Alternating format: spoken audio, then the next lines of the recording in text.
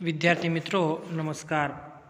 बघा आज आपण MG शाह विद्या मंदिर व ज्युनियर कॉलेज बाहुबली यामध्ये इयत्ता 7वी दिनांक वेळ 40 मिनिट विद्यार्थ्याचं नाव हे अशा पद्धतीने लिहायचं आहे.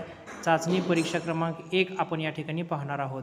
परीक्षा क्रमांक हा अशा पद्धतीने लिहायचा आहे आणि सर्व विद्यार्थ्यांनी परीक्षा क्रमांक व विद्यार्थी नाव हे लिहिणं हे खूप गरजेचं आहे. विषय सामान्य विज्ञान आहे. जे गुण मिळणार आहे ते 20 पैकी आम्ही या ठिकाणी लिहिणार आहोत. प्रश्न पहिला बघा, योग्य पर्याय निवडून रिकाम्या जागा भरा. अशा पद्धतीचा एक प्रश्न आपल्यासमोर येतो परीक्षेला. अशा वेळेला काही 4 पर्याय दिले असतील किंवा 5 पर्याय दिले असतील अशा पद्धतीचा एक फॉर्मॅट असतो आणि त्याच्यामध्ये रिकाम्या जागा लिहिल्या असतात आणि रिकाम्या जागा अशा पद्धतीने इथं असतात. तर अशा पद्धतीचं एक वाक्य आहे बघा, बऱ्याचशा जलीय वनस्पतींच्या पाने खोड या अवयवावर टिंबटिंब पदार्थाचा पातळ थर असतो तर मेंचड पदार्थाचा पातळ थर असतो. हे त्याचं उत्तर आहे. तर हे उत्तर ह्या दिलेल्या पर्यायामधून आपण निवडून या ठिकाणी लिहायचं आहे. खाली बघा दुसरं, ड्रेसर वनस्पती कीटक खाऊन टिंबटिंबची गरज भागवते. कशाची गरज भागवते तर नायट्रोजनची गरज भागवते. हे दिलेल्या पर्यायातल्या उत्तरापैकी उदाहरण बघून या ठिकाणी लिहायचं आहे. ठीक आहे. खाली बघा, जोड्या लावा. जोड्या लावाच्या स्वरूपाचा सुद्धा एक प्रश्न येतो. याच्यामध्ये अ गट असतो व ब गट असतो. याच्यातील अ गटामध्ये बघा एक मुलतानी माती दिली आहे, दुसरं आहे ते शाडूची माती दिली आहे. ब गटामध्ये बघा जार्स दिलेला आहे, सौंदर्य प्रसाधने, मूर्ती अशा स्वरूपाची काही उदाहरणं दिली आहेत.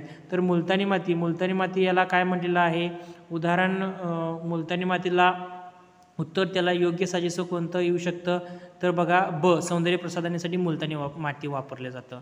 दुसरं बघा शाडू माती म्हणजे नेमकं काय तर वेगवेगळ्या मूर्त्या तयार करण्यासाठी, गणपतीच्या म्हणा किंवा इतर ज्या काही मूर्त्या असेल तर त्या मूर्त्या तयार करण्यासाठी शाडू मातीचा वापर केला जातो.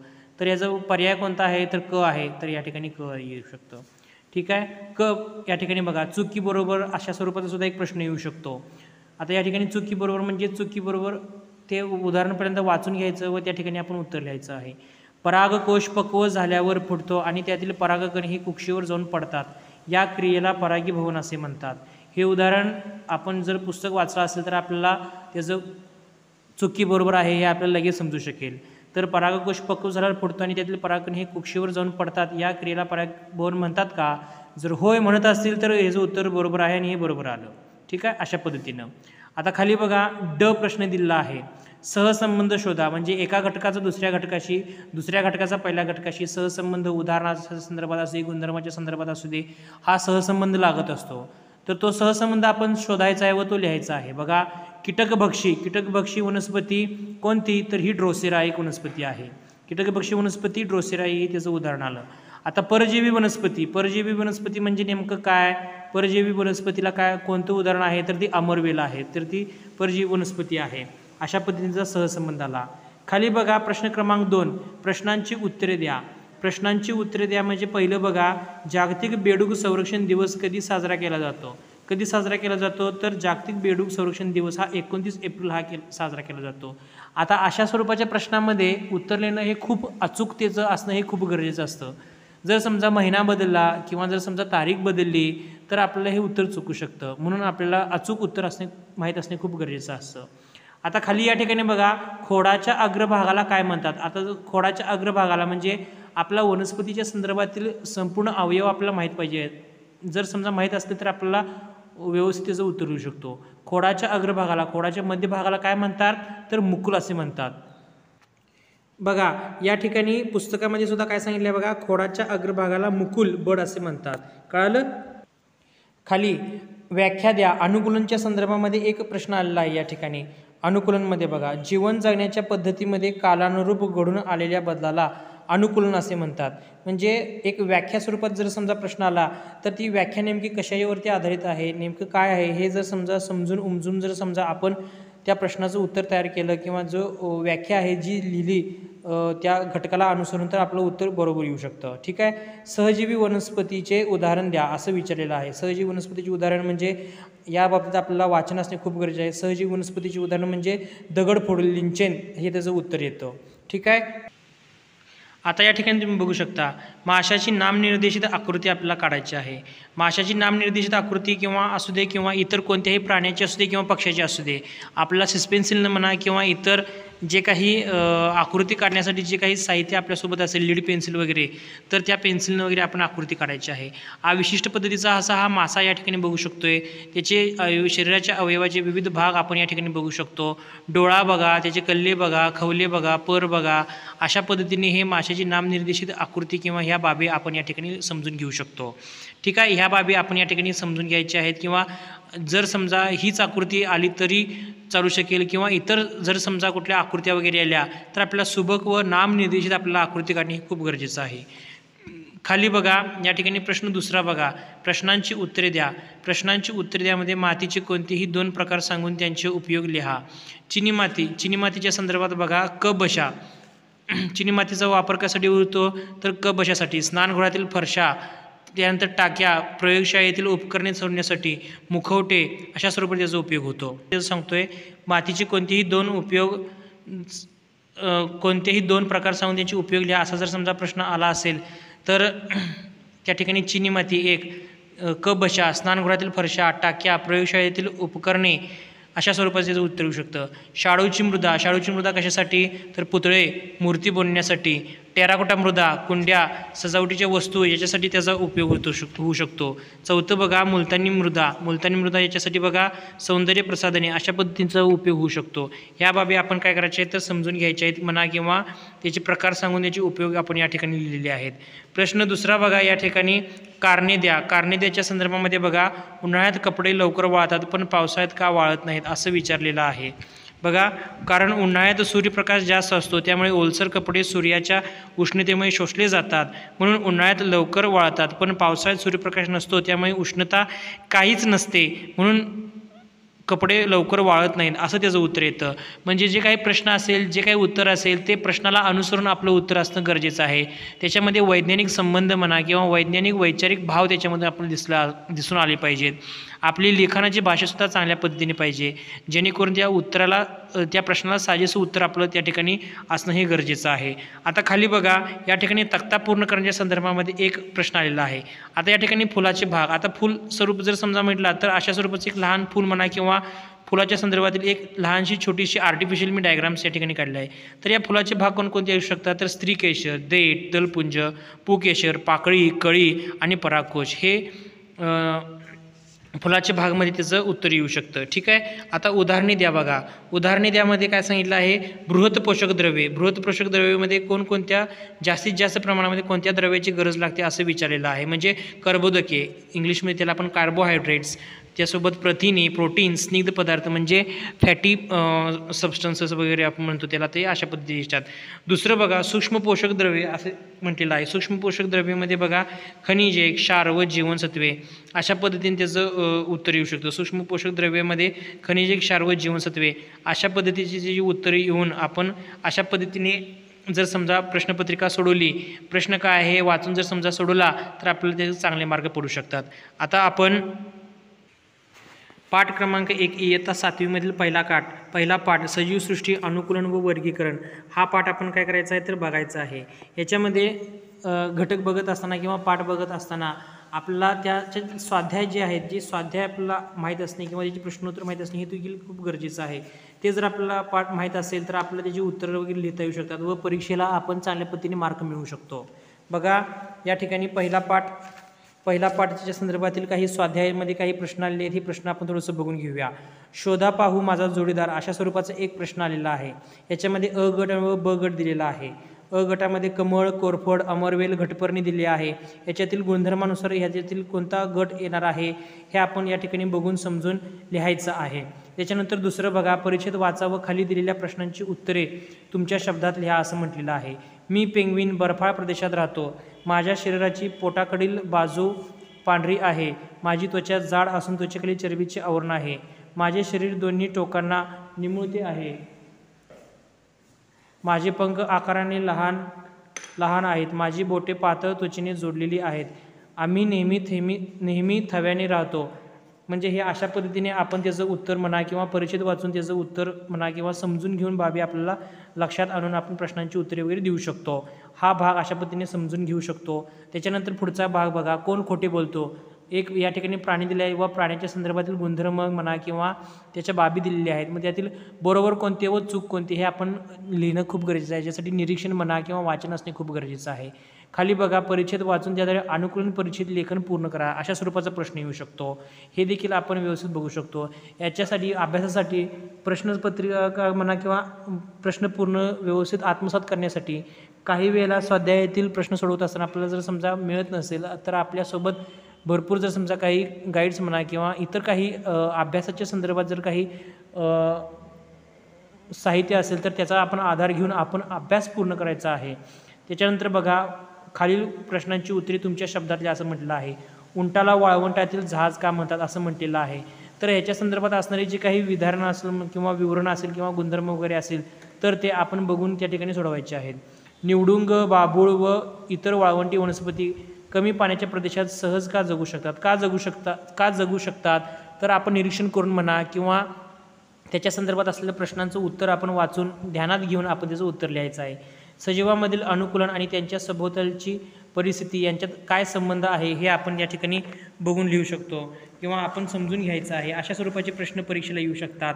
आता मी स्वाध्यायामध्ये सांगायला तरीसुद्धा काही वेळेला एका वेळेला परीक्षा मंडळामार्फत असे सुद्धा प्रश्न येऊ शकतात. त्यामुळे आपण खूप चांगल्या पद्धतीने अभ्यास करून हे प्रश्नांची उत्तरे लिहायची आहेत. सजीवांचे वर्गीकरण कसे केले जाते? सजीवांचे वर्गीकरण करत असताना कोणकोणत्या बाबी विचारात घेतल्या जातात व मग सजीवांचे वर्गीकरण केले जाते, ह्या बाबीसुद्धा खूप महत्त्वाच्या आहेत. त्याच्यानंतर आपण पुढं थोडंसं जाऊया.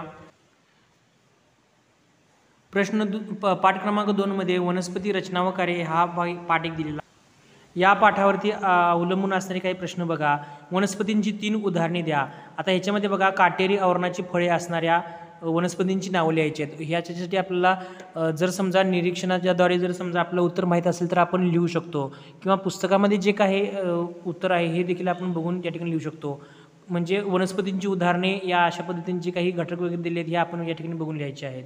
पुढे बघा, कोणत्याही एका फुलाचे निरीक्षण करा, त्याचे विविध भाग अभ्यासा व त्याचे वर्णन तुमच्या शब्दात लिहून आकृती काढायला सांगितलेलं आहे. हे आपण थोडंसं बघायचं आहे. बघा, खाली बघा, काय सारखे काय वेगळे असं म्हटलेलं आहे. ज्वारी आणि मूग काय सारखे आहेत व काय वेगळे आहेत याच्यातील आपण बघून माहिती लिहायची आहे. कांदा व कोथिंबीर हे आपण बघून या ठिकाणी लिहायचे आहेत. वेगळेपणा आणि सारखेपणा त्याच्यातील बघून लिहायचे आहेत. केळीचे पान व आंब्याचे पान त्याच्यातील बघून आपण फरक आणि सारखेपणा आणि वेगळेपणा लिहायचे आहेत. नारळाची झाडं व ज्वारीची ताट आपण बघून त्या ठिकाणी वेगळं फरक आणि साम्य आपण बघून लिहायचे आहेत. त्याच्यानंतर पुढचा एक प्रश्न दिलेला आहे बघा, वनस्पतींच्या अवयवांचे कार्य स्पष्ट करा असं स्वरूपात दिलेलं आहे. याच्यासाठी वनस्पती नेमक्या कोणकोणत्या असतील किंवा त्यांचे अवयव काय आहेत, त्या अवयवांची नावे, त्यांचे कार्य कोणकोणते आहे, याच्यासाठी आपलं वाचन असणे खूप गरजेचं आहे. यासाठी पाठ क्रमांक 2 आपला अचूक पद्धतीने वाचणे खूप गरजेचं आहे. ठीक आहे. याच्यानंतर खालचा प्रश्न बघा, खालील पानांचे काही गुणधर्म दिले आहेत. प्रत्येक गुणधर्माचे एक पान शोधून वनस्पतीचे वर्णन करा असं सांगितलं आहे.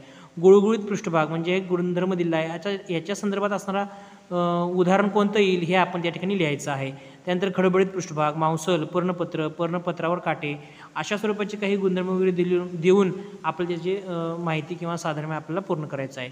खाली बघा, तुम्ही अभ्यासलेल्या वनस्पतींच्या विविध भागांची नावे चौकटी दिली आहेत आणि ती शोधायची आहेत. एक विशिष्ट पद्धतीचा एक चौकट दिला आहे. त्या चौकटीमधून काय करायचं आपल्याला तर विशिष्ट पद्धतीची चौकट दिल्यानंतर आपल्याला त्यातील योग्यपणे आपल्याला वनस्पतीचं एक नाव शोधून काढायचं आहे.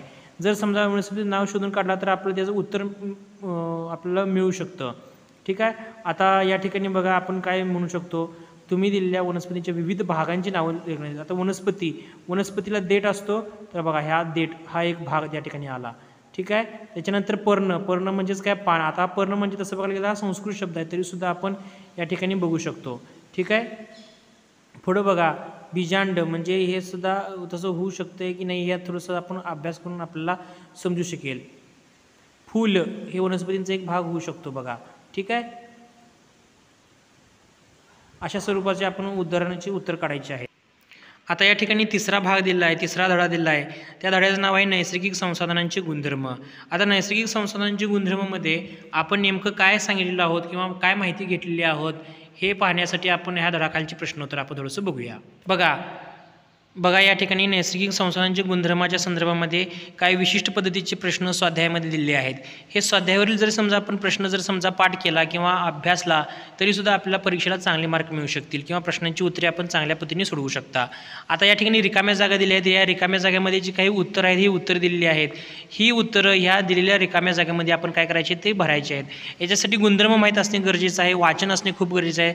ह्या दोन्ही बाबी झाल्या तर आपलं उत्तर लिहिता येऊ शकतं. असे का म्हणतात असं विचारलेलं आहे. बघा हवा हे वेगवेगळ्या वायूंचे एकजन्सी मिश्रण आहे असं म्हटलेलं आहे. हवा हे वेगवेगळ्या वायूंचे एकजन्सी मिश्रण आहे याच्या संदर्भात आपण ही बाब लक्षात ठेवायची आहे. दुसरं बघा पाण्याला वैश्विक द्रावक म्हटले जाते. पाण्याला वैश्विक द्रावक का म्हटले जाते हे देखील आपल्याला माहीत असणे खूप गरजेचं आहे. तिसरं बघा स्वच्छतेसाठी पाण्याशिवाय दुसरा पर्याय नाही. बघा स्वच्छतेसाठी पाण्याशिवाय दुसरा पर्याय नाही असं म्हटलेलं आहे. तर हे का म्हटलं जातं तर कोणत्या आधारे म्हटलं जातं हे आपल्याला माहीत करून आपल्याला त्या ठिकाणी उत्तर लिहायचं आहे. तिसरं बघा काय होईल ते सांगा असं म्हटलं आहे. हवेतील बाष्पाचे प्रमाण वाढले तर काय होईल, व्हॉट विल हॅपन. हवेतील बाष्पाचे प्रमाण जर वाढले तर धुलीकण सदृश्य म्हणा किंवा ढगाळ परिस्थिती म्हणा किंवा धुके असणारी परिस्थिती या ठिकाणी वाढू शकेल. म्हणजे थंडीच्या वेळेला जशी होती तशी परिस्थिती होऊ शकेल. जमिनीत सातत्याने एकच पीक घेतले तर मृदा जे असेल तर ती मृदा कमकुवत होईल किंवा त्यातील जैविक घटक जे असतील तर ते कमी होतील असं या ठिकाणी सांगता येऊ शकेल. पुढं बघा सांगा मी कोणाशी जोडी लावू असं एक प्रश्न विचारला. म्हणजे अ गट ब गट ह्या दोन बाबी दिल्या आहेत. ह्या दोन बाबीतून आपल्याला योग्य तो घटक त्या गुणधर्माशी असणारा आपण जोडायचा आहे. त्याच्यानंतर चूक बरोबर हे चूक आहे की नाही, चूक आहे की बरोबर आहे हे आपल्याला या ठिकाणी समजून घ्यायचं आहे. त्याच्यानंतर थोडंसं पुढं बघा खालील प्रश्नांची उत्तरे तुमच्या शब्दात लिहा. हवेमुळे प्रकाशाचे विकिरण कसे होते हे आपण बघून त्या ठिकाणी लिहायचं आहे. पाण्याचे विविध गुणधर्म स्पष्ट करायचे आहेत. गुणधर्म कोणकोणते तर पाण्याचा उत्कलनांक, त्यानंतर गोठणांक, त्यानंतर पाण्याचा जे काही विशिष्ट चव वगैरे असेल तर ह्या संदर्भातील उत्तर तुम्ही लिहू शकता. अशा स्वरूपाचे प्रश्न येऊ शकतात. बघा प्रश्नांची उत्तरे म्हणा किंवा प्रश्न कोणत्या स्वरूपाचे वगैरे येतात हे आपण या ठिकाणी बघू शकतो. अशा पद्धतीने जर समजा आपण परीक्षेची जर समजा तयारी केली किंवा पाठाची तयारी केली तर आपल्याला उत्तर मिळू शकतात चांगल्या पद्धतीने. आता चौथा धडा अभ्यासक्रमामधील पहिल्या घटक चाचणीला 1 ते 4 इयत्ता 7वी विज्ञानला अभ्यासक्रम आहे. त्यातील चौथा घटक आहे तो म्हणजे सजीवातील पोषण. सजीवातील पोषणमध्ये बघा या ठिकाणी पोषणाची गरज वगैरे ही सगळी माहिती आपण बघितलेली आहे. त्यातील स्वाध्यायाकडे जाऊया आपण. स्वाध्याय माहीत असणे सुद्धा खूप गरजेचं आहे. याच्यामध्ये स्वाध्याय बघा, स्वाध्यायामध्ये सुद्धा बघा अशा पद्धतीचे काही प्रश्न आलेले आहेत. अन्न प्रकारानुसार वर्गीकरण करा. आता वाघ हा शाकाहारी आहे की मांसाहारी आहे, गाय शाकाहारी की मांसाहारी आहे, आता त्यानंतर गिधाड शाकाहारी की मांसाहारी आहे, त्यासोबत चिमणी शाकाहारी की मांसाहारी आहे किंवा मिश्रहारी आहे. शाकाहार, मांसाहार आणि मिश्रहार ह्या तिन्ही बाबी आपण लिहून आपण काय करू शकतो त्याचं उत्तर काढू शकतो. ठीक आहे. त्याच्यानंतर योग्य जोड्याला जुळवा. अशा पद्धतीने अ गट ब गट अशा पद्धतीने आपण त्याचं उत्तर काय करू शकतो काढू शकतो. ह्या बाबी आपण लक्षात ठेवायच्या आहेत. परजीवी वनस्पती किंवा दुसरं बघा या ठिकाणी आपण लक्षात ठेवायचं आहे. जोड्या लावून वनस्पती व बगड दुसऱ्या पद्धतीच्या ह्या बाबी आपण काय करायच्या आहेत लिहायच्या आहेत. तिसरं बघा खालील प्रश्नांची उत्तरे तुमच्या शब्दात लिहा असं म्हटलेलं आहे. सर्व सजीवांना पोषणाची गरज का असते असं विचारलेलं आहे. तर व्यवस्थित आपण प्रश्न वाचून किंवा माहिती घेऊन आपण त्याचं उदाहरण व्यवस्थित आपण चांगल्या पद्धतीनं लिहू शकतो. कारणे याच्या संदर्भामध्ये एक प्रश्न आलेला आहे. कीटकभक्षी वनस्पतींचा रंग आकर्षक असतो. का असतो तर कीटकभक्षी वनस्पतींचा रंग आकर्षक असण्यापाठी जी काही कारणं वगैरे असतील तर ते आपण लिहायचे आहेत. म्हणजे सहकारण लिहा, वैज्ञानिक कारण लिहा, आपण या पद्धतीने उत्तर पूर्ण करू शकतो. त्याच्यानंतर हा एक पाय चार्ट म्हणा किंवा एक ओघ तक्ता दिलेला आहे. प्रत्येक घटकाचे या ठिकाणी संक्षिप्त विसरण किंवा विवरण दिलं आहे. वनस्पती स्वयंपोषी, परपोषी, आणखीन कुठला भाग असेल तर तो लिहायचा आहे. प्राणी परजीवी असतात किंवा मृतोपजीवी असतात अशा पद्धतीने ते आपण लिहू शकतो. याच्या पद्धतीने हा ओघ तक्ता पूर्ण करायचा आहे. अशा पद्धतीने काही प्रश्न वगैरे असतील विचार करावं. खालील प्रश्नांची उत्तरे द्यायच्या संदर्भामध्ये